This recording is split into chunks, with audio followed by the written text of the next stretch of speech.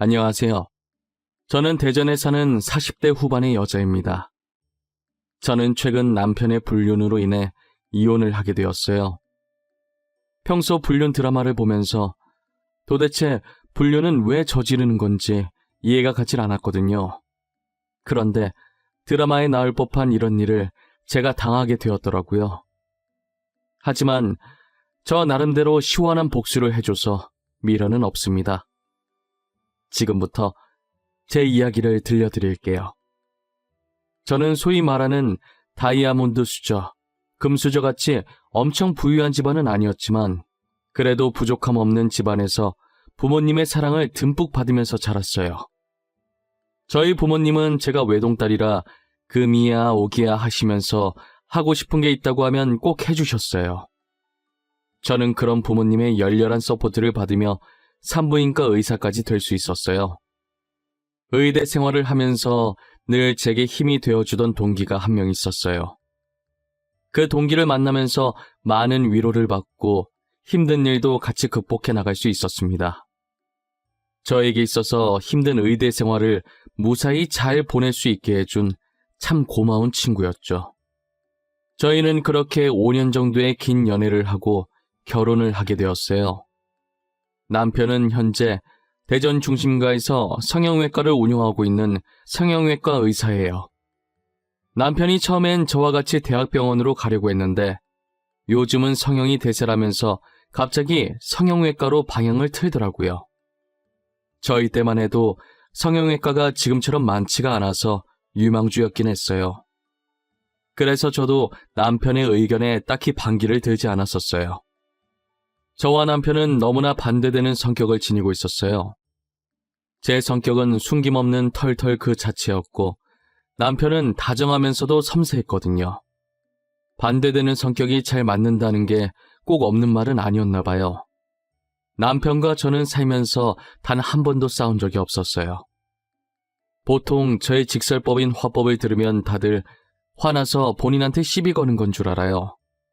하지만 남편은 제가 전혀 화나지 않았고 그냥 의견을 제시하는 것뿐이라는 걸 잘 알고 있어서 저희는 전혀 싸울 일이 없었죠. 그때까지만 해도 저희 인생에는 이혼이란 단어가 없을 줄 알았습니다. 한 번은 저희 병원에 검사하러 오신 환자분이 한 분 계셨어요. 꽤 젊어 보였는데 생리를 하지 않아서 걱정되는 마음에 검사 받으러 오셨다고 하더라고요. 아직 미혼인데 혹시나 임신이라도 했을까봐 엄청 불안해하며 걱정하고 계셨어요. 생리를 안 하는 건 다양한 이유가 있다고 꼭 임신 때문은 아니라고 안심시켰죠. 그런데 최근 환자분이 느꼈던 증상들을 들어보니 임신이 맞는 것 같더라고요. 저는 초음파 검사를 한번 해보자고 환자분께 권했어요. 환자분은 처음에 무서워서 검사 안 하겠다고 하다가 결국 침대에 누우셨어요. 초음파를 확인해보니 설마가 사람 잡는다고 임신 6주차더라고요. 제가 임신 6주차라고 말씀드리니 환자분께서 울기 시작하셨어요. 임신이라고요? 아니에요. 임신 아닐 거예요. 한 번만 다시 검사해 주세요. 선생님 제발요. 임신이면 안 돼요. 저 진짜 안 돼요, 선생님. 제가 2번이나 봤어요. 확실히 임신 맞습니다. 지금 들리는 소리가 아기 심장 소리예요. 아무래도 아기 아빠 되시는 분과 이야기를 하셔야 할 것 같네요. 저 아기 못 낳아요. 아마 아기 아빠한테 말해도 못 낳게 할 거예요. 사실 이 아기 아빠가 유부남이거든요. 알고 보니 여자는 안에 있는 남자를 만나고 있는 불륜녀였어요. 드라마에서만 보던 불륜녀를 직접 내 눈으로 마주하게 되니 기분이 굉장히 이상하더라고요. 여자는 인생 한번 펴보려고 돈 많은 의사를 만났다고 했어요. 하지만 그 남자는 본처와 헤어질 생각이 전혀 없어 보였대요. 그런 남자라는 것을 알지만 언젠간 자신한테 올 거라는 믿음 하나로 계속 만남을 이어왔던 거죠. 그러다 덜컥 임신을 해버렸고 아기가 있다고 해서 자신한테 올 남자가 아니라는 것도 알았어요. 여자는 제게 울면서 거의 빌다시피 수술을 해달라고 했다가 애기 심장 소리를 듣더니 도저히 수술 못하겠다고 나중에 다시 오겠다고 하고 나가더라고요. 불륜녀라고 해서 그런지 불쌍하다는 생각은 전혀 없었어요. 배우자가 있는 걸 뻔히 알면서 남의 가정을 망치고 있는 여자인 거잖아요. 다 자업자득이라고 생각하고 혀를 차면서 퇴근 준비를 했어요. 저는 저녁을 먹으면서 그날 병원에서 있었던 일을 남편에게 이야기했어요. 맞다, 자기야. 나 오늘 병원에서 되게 황당한 일 있었다. 아마 자기도 들으면 황당해서 말이 안 나올걸? 무슨 일인데? 또 진상 환자 왔었어? 당신한테 뭐라고 해? 저번에도 진상 환자 한 명이 당신한테 난리치고 갔었잖아. 나 완전 드라마 보는 줄 알았잖아. 살면서 불륜녀를 오늘 실제로 처음 봤어. 아니, 글쎄 불륜녀가 왔는데 임신 6주 차인 거야. 나보고 임신하면 안 된다고 수술해달라고 난리였어. 아, 진짜? 불륜녀 벌 받은 거네. 엄한 남의 가정을 깨려고 난리래? 그러게 임자 있는 남자는 꼬시는 게 아니지. 그치? 근데 남자가 본처랑 헤어질 마음이 전혀 없어 보인대. 아참, 남자 직업이 우리처럼 의사래. 진짜 같은 의사라는 게 수치스러워. 결국은 애기 심장 소리 듣고 수술 못하겠다고 나가더라니까. 남편은 제 얘기를 듣더니 눈에 초점이 없어지고 얼굴도 새하얘지더라고요. 그러다 들고 있던 숟가락까지 떨어뜨리기 시작했어요. 자기야, 내 말 듣고 있어? 어머, 갑자기 왜 숟가락을 떨어뜨리고 그래? 잠깐만, 내가 숟가락 새 거 다시 가져다 줄게. 아, 내가 순간 손가락에 힘이 빠져가지고 실수했네. 아니, 우리랑 같은 의사라길래 어떻게 그럴 수 있나 충격받아가지고. 남편의 안색이 급격히 안 좋아지더니 횡설수설하고 난리도 아니더라고요. 평소에 한 번도 그런 적 없던 남편이 저러고 있으니까 저는 분명히 남편한테 뭔가 있다는 확신이 들었어요. 남편이 잠든 것을 확인하고 저는 몰래 남편 핸드폰을 들고 거실로 나갔어요. 남편의 핸드폰을 몰래 보려고 하는데 잠금이 설정되어 있더라고요. 혹시나 해서 제 생일을 눌러보았더니 바로 잠금 해제가 되었어요. 저는 순간 비밀번호도 제 생일로 해놓는 양반인데 설마 불륜을 저질렀을까 싶었어요. 하지만 남편의 메신저 어플을 들어가는 순간 제 믿음은 한순간에 와르르 무너져 버렸죠. 저에게 한없이 다정했던 남편이 세상 모든 여자에게 다 다정했더라고요. 현재 남편과 연락하고 있던 여자는 자그마치 3명이 있었어요. 어찌나 달달하게 사랑을 하던지 폰에서 단내가 나는 기분이 들었어요. 3명 중 1명이 저희 병원에 왔던 임신한 여자였습니다. 프로필 사진을 봤는데 제가 병원에서 봤던 여자와 똑같이 생겼었어요. 제일 먼저 이 여자와 했던 카톡을 들어가 보니 오늘 병원 갔던 얘기를 했더라고요. 저 임신했대요. 6주 차예요. 아기 어떻게 할까요? 당신 이혼할 생각 죽어도 없잖아. 오늘 아기 심장 소리 들었는데 난 절대 수술 못해요. 그럼 나보고 어쩌라는 거야? 도대체 나한테 무슨 대답을 원해서 이러는 건데? 이혼하라고? 아니면 애 키울 거니까 양육비 달라고? 말을 그렇게밖에 못해요? 어차피 당신이랑 와이프 사이에 애 없다면서 그냥 깔끔하게 이혼하고 저랑 결혼하자고요. 내가 말했잖아. 나는 집사람밖에 없다고. 내가 사랑하는 건 집사람뿐이야. 난 너랑 결혼할 생각 애초에 없었어. 너도 알고 만난 거 아니야? 애는 지우든지 말든지 네가 알아서 해. 저는 카톡 내용을 보는 순간 남편이 정말 쓰레기같이 보이더라고요. 솔직히 말해서 애를 여자 혼자 가지는 게 아니잖아요. 똑같이 실수해서 애를 만들어 놓고 지금 저러는 태도가 너무 정이 떨어졌어요. 불륜을 떠나서 제가 평소 알고 있던 남편과 너무도 다른 모습이었어요. 이때까지 이런 남자와 같이 마주보며 밥을 먹고 한 집에서 살았다는 게 너무 역겨웠어요. 저는 남편과 불륜녀들의 카톡방을 하나하나 저장해서 저한테 보내놓았습니다. 생각할수록 배신감에 화가 나서 온몸이 차가워지면서 몸이 떨리기 시작하더라고요. 그날 저는 밤새 어떻게 복수를 해줘야 할지 고민하느라 잠도 제대로 정하지 못했습니다. 얼마 지나지 않아 그 여자는 검진을 받으러 다시 저희 병원에 찾아왔어요. 저는 아무것도 모르는 척 아이를 어떻게 하기로 했는지 물어보았죠. 환자분, 그래서 아이는 어떻게 하기로 하셨나요? 아이 아빠랑 얘기는 해보셨어요? 만약 수술을 하실 거라면 아이가 더 크기 전에 하셔야 해요. 선생님, 아이 아빠는 수술을 하라고 하더라고요. 저도 솔직히 수술을 할까 고민을 하긴 했어요. 그런데 아이 심장 소리를 들은 후로 계속 생각이 나서 도저히 수술을 못 하겠더라고요. 그래서 혼자서라도 나와서 기르시려고요. 혼자선 많이 힘드실 텐데 만약에 아이 아빠가 알게 되면 어쩌려고 그러세요? 상관없어요. 그건 그때 생각하면 돼요. 저는 지금 아이를 낳고 싶어요. 아이 생각만 할래요. 아빠 없어도 잘 키울 수 있어요. 아빠 없이 아이 키우기 생각보다 쉽지 않을 거예요. 아이가 아빠 찾을 텐데. 그 전에 제가 무슨 수를 써서라도 아내랑 이혼하게 만들 거예요. 그래서 제가 그 남자와 같이 아이 키우면서 살 거예요.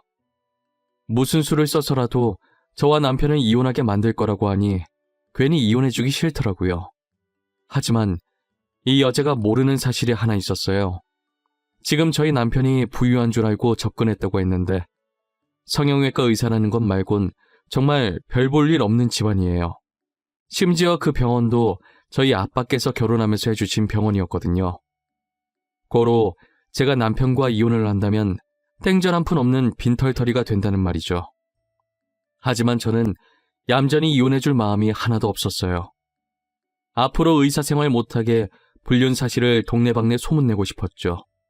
그렇게 하면 병원이 저희 아빠 건물이라 아빠한테 피해가 갈 수도 있었어요.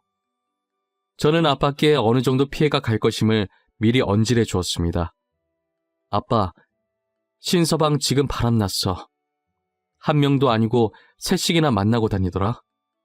나 도저히 참을 수가 없어서 의사생활 못하게 하려고 하는데 그럼 아빠 건물에 피해갈 수도 있어. 세희야, 아빠는 괜찮아. 아빠 걱정하지 말고 너가 하고 싶은 대로 해. 난 언제나 하나밖에 없는 딸 편이잖아. 그리고 병원 망해도 그 자리에 다른 가게 차리면 돼. 아빠, 고맙고 미안해. 대신 아빠 딸 당한 만큼 복수 제대로 해주고 올게. 신서방이랑 그 여자들 한국에서 고개도 못 들고 다니게 할 거야. 아빠는 제게 괜찮다고 뭐든 하고 싶은 대로 하고 살라고 하셨어요. 그리고 조용히 불륜 증거들을 모으며 이혼 소송할 날만 기다리고 있었어요. 저는 남편을 몰래 따라다니며 나머지 두 여자와 만난 것도 다 찍어놨어요. 이미 증거는 넘치지만 아이가 커서 수술할 수 없도록 일부러 시간을 최대한 오래 끌었습니다. 남편이 만나고 있던 여자들은 죄다 자신보다 가난한 사람들이었어요. 남편은 자기보다 돈 없는 여자 만나면서 그 여자들이 자기를 우러러보고 멋있다고 치켜 세워주면서 그렇게 자존감 챙기면서 살아왔던 거죠. 어떻게 보면 자기보다 잘난 저한테 열등감을 느꼈던 것 같기도 하고요. 저는 시간이 흘러 여자가 수술할 수 없을 지경에 다다랐을 때 남편과 이혼 소송을 하고 상간녀들한테도 같이 상간녀 소송을 했습니다. 상간녀들은 뻔뻔하게 자신들은 남편이 유부남이었다는 걸 모르고 만났다면서 당장 고소 취하해달라고 저희 집으로 찾아왔더라고요. 제발 고소 취하해주세요. 그 사람이 유부남인 거 몰랐어요. 저한테 총각이라고 했단 말이에요. 저는 너무 억울해요. 정말 고소장 온 거 보고 알았어요. 저도요. 저도 유부남인 거 알았으면 절대 안 만났을 거예요. 진짜예요. 믿어주세요. 그러니까 제발 한 번만 용서해주세요. 부탁드립니다. 가족들이 알면 안 돼요. 카톡을 보니 제 남편이 미리 유부남이라고 말하고 만났던데 몰랐다는 게 말이 되나요? 그리고 자기 가족들이 상처받을 거 생각한 사람들이 제가 상처받을 건 생각을 못했나 봐요. 물론 임신했던 여자도 뒤늦게 다른 상간녀들처럼 몰랐다고 하려고 했는지 뻔뻔하게 저를 찾아왔고요. 아니, 잠시만 다들 비켜봐요. 나도 이 여자한테 할 말이 있으니까. 나도 유부남인 거 몰랐어. 그리고 난 이 남자 애까지 가진 사람이야. 뭐야? 당신이 이 남자 와이프였어? 저희는 구면이네요. 여기서 보니까 또 색다르지 않아요? 주변에 수많은 병원들이 있는데 하필 검진을 받으러 와도 나한테 왔을까? 제 발로 잘 찾아오셨더라고요. 그럼 그동안 다 알고 있으면서 날 갖고 논 거야? 당장 대답해. 이때까지 네가 나를 가지고 논 거였냐고! 가지고 놀다니요. 말하는 것도 천박하네. 수준이 딱 거기까지니까 이런 짓을 하고 다녔겠지. 아이는 이제 어떻게 키우려나? 우리 남편은 이제 빈털털이 될 텐데 혼자 키우든 둘이 키우든 잘 키워봐요. 그 여자가 저를 보자마자 놀라는 표정이 얼마나 볼만하던지 혼자 보기 아까웠다니까요. 다른 상간녀들도 서로를 보며 한 명이 아니었냐면서 한마디씩 거들고 있었어요. 저는 이미 유부남인 거 알고 만난 증거들 다 있다고 고소 취하해줄 생각 없다고 하고 돌려보내려 했어요. 하지만 취하해주기 전까지 절대 나갈 수 없다며 뻗팅기길래 결국 경찰 불러서 내쫓아버렸습니다. 그리고 모든 불륜 자료들을 상간녀들 회사 커뮤니티에 익명으로 올렸어요. 남편은 제가 의사협회에 글을 올려서 앞으로 의사생활을 하기에 충분히 힘들어 보였는데 동시에 사소하게 있었던 의료사고들도 한 번에 터지면서 의사생활을 거의 못한다고 볼 수 있었죠. 그렇게 남편의 병원은 한순간에 망해버리고 알고 지내던 의사들도 남편과 손절해버렸어요. 모든 것을 잃은 남편은 대출까지 받아서 저한테 위자료를 줬어요. 그리고 상간녀 중에 가족들이 알면 안 된다고 빌었던 여자가 유부녀였나 봐요. 상간남 소송까지 당하는 바람에 결국 엄청난 빚만 떠안게 된 것이죠. 상간녀들도 저한테 줄 위자료가 없어서 사채까지 쓴 모양이에요. 돈을 노리고 남편에게 접근했던 그들이 빈털터리가 된 것을 보니 너무 통쾌했습니다. 한 번은 이혼하고 나서 남편이 제 병원에 찾아온 거예요. 세희야, 그동안 잘 지냈어? 내가 염치 없이 여기 찾아오면 안 되는 거 아는데 너가 너무 보고 싶어서 왔어. 내가 사랑했던 사람은 정말 너 말고는 아무도 없었어. 나야 뭐 잘 지내지. 전보다 훨씬 살기 좋아. 그리고 난 너 전혀 안 보고 싶었는데. 나를 그렇게 사랑했다면서 왜 다른 여자들을 만나고 다녔니? 네 말 앞뒤 전혀 안 맞는 거 알아? 내 인생에서 여자는 정말 너밖에 없었어. 그 여자들은 그냥 친구 같은 사이였던 거지. 사랑했던 감정은 전혀 없었어. 만나면 재밌어서 몇 번 놀았던 것뿐이야. 지금 그걸 말이라고 하고 있는 거야? 너는 재밌어서 몇 번 노는데 애까지 만들고 다니니? 그래서 그 애는 나도 불쌍한 인생 살 것 같은데 애한테 미안하지 않니? 애는 그 여자가 키우기로 했어. 애초에 내가 의사라서 집안이 부자인 줄 알고 접근했더라고. 너랑 이혼한 후로 의사 생활도 못하고 내 집안도 알고 나니 바로 그만하자고 하더라. 그렇게 다시 만난 남편의 꼴은 말도 못하게 망가져 있었습니다. 빚은 쌓여 있는데 의사 생활은 다시 못하니 막노동이라도 하고 있더라고요. 꾸준 일이라고는 해본 적이 없던 양반이 난생 처음 막노동이라는 몸쓰는 일을 하려니 얼마나 힘들겠어요. 살아온 정이 있어서 그런지 안쓰럽긴 한데 자기가 자초한 일이라 도와주고 싶진 않았어요. 그래도 요즘에 남편과 제 사이에서 아이가 없다는 걸 천만다행이라는 생각을 했어요. 만약 저희에게 아이가 있었다면 아버지의 행동에 얼마나 상처를 받았겠어요. 저는 앞으로 다른 남자를 만나 연애를 하거나 재혼을 할 생각이 눈꼽만큼도 없어요. 다들 저보고 아이도 없으니 새 출발하기 좋다며 얼른 털고 일어나서 다시 시작하라더라고요. 제 인생에서 결혼은 한 번이면 좋겠어요. 2번 상처받고 싶진 않았거든요. 무엇보다 제일 중요한 건 더 이상 사람에게 믿음이 가지 않았습니다. 절대 그러지 않을 것 같았던 사람에게 배신을 당하니 그렇게 되더라고요. 남편은 지치지도 않는지 제가 매번 답장을 안 하는데 아직도 미안하다고 연락이 오더라고요. 지금 이 글을 쓰는 와중에도 미안하다고 용서해달라는 문자가 왔네요. 저는 죽는 날까지 그들을 용서할 수 없습니다. 불륜은 아무것도 모르는 죄 없는 상대방에게 상처를 주는 짓이에요. 저는 먼저 사실을 알고 이혼 소송을 하고 당한 만큼 돌려줬다지만 몰랐던 사람들은 그냥 가만히 있다가 이혼을 당하는 거잖아요. 남에게 상처 주는 짓을 한다면 언젠간 다 자신에게 돌아가게 되어 있다는 것을 여러분들은 잊지 않으셨으면 좋겠습니다. 날이 많이 춥습니다. 이런 날씨에 감기 걸리기 쉬우니 다들 옷 따뜻하게 입고 다니세요. 지금까지 제 이야기 들어주셔서 감사합니다.